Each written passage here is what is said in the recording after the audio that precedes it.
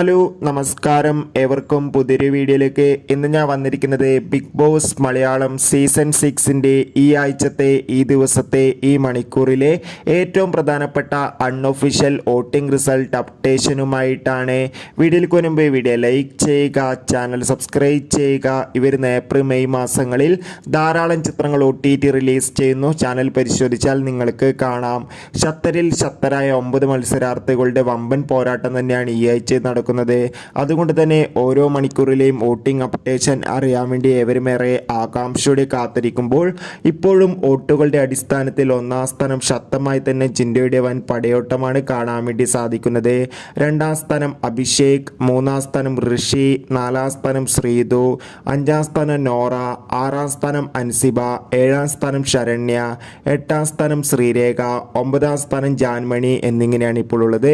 എന്തായാലും കാത്തിരിക്കാം ബിഗ് ബോസിൻ്റെ കൂടുതൽ വോട്ടിംഗ് അപ്ഡേഷന് വേണ്ടി. ബൈ.